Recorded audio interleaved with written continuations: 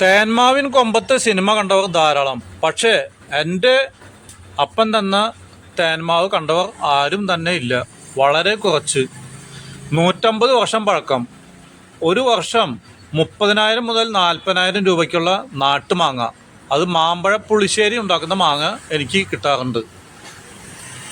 അപ്പോൾ ഈ വർഷം ഉണ്ടായില്ല. അതുകൊണ്ട് കണ്ടോ, ഒരു പെട്ടി സിന്ദൂരം മാങ്ങ, ഇതൊരു 23 കിലോ 60 രൂപ വെച്ച് 1500 രൂപ കണ്ടോ. അപ്പോൾ ഒരു പെട്ടി വാങ്ങിച്ചു. എന്നാലും നമുക്ക് തിന്നിട്ട് കൊതി മാറുള്ളൂ. അല്ലെങ്കിൽ 4 എണ്ണം വാങ്ങിച്ചിട്ടുണ്ടെങ്കിൽ ഓരോരുത്തർ അര വീതം തിന്നുമ്പോഴേക്കും കഴിഞ്ഞു.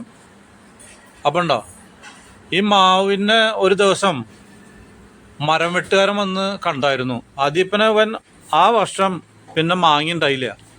അപ്പോൾ ഈ മാവ് പറയണ എൻ്റെ വില നിനക്കറിയില്ല, ഞാൻ ചത്താലാണ് നിനക്ക് മനസ്സിലാവുള്ളൂ എന്ന് പറഞ്ഞിട്ട് ഈ വർഷം മാങ്ങിണ്ടായില്ല.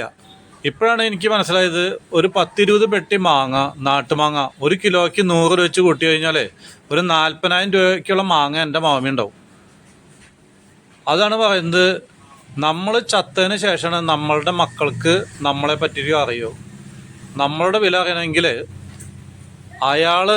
മക്കൾ നമ്മളുടെ പ്രായത്തിൽ എത്തുമ്പോഴാണ് അറിയുള്ളൂ. അവനൊരു 60 വയസ്സ് അല്ലെങ്കിൽ 55 വയസ്സൊക്കെ എത്തുമ്പോഴാണ് ജീവിതത്തിൻ്റെ ബുദ്ധിമുട്ടുകളൊക്കെ മനസ്സിലാക്കിയിട്ട് നമ്മുടെ വില അറിയുള്ളൂ. അതുപോലെ തന്നെ എൻ്റെ മാവ് കണ്ടോ, മാവ് ഈ കൊല്ലം മാങ്ങ ഉണ്ടായില്ല. അപ്പോഴാണ് എനിക്ക് മനസ്സിലായത്, ഇത്ര പെരുത്ത് വിലയ്ക്കുള്ള മാങ്ങ ഈ മാവ് നമുക്ക് തരുന്നുണ്ടല്ലോ എന്ന്. ഇനിയിപ്പോൾ മരം വെട്ടുകാരൻ വന്നിട്ടുണ്ടെങ്കിൽ മരം വെട്ടുകാരൻ അവൻ്റെ കഥയും പറഞ്ഞിട്ട് അങ്ങോട്ട് പോകേണ്ടി വരും. അല്ലാണ്ട് മരമൊന്നും ഇത് വിൽക്കില്ല.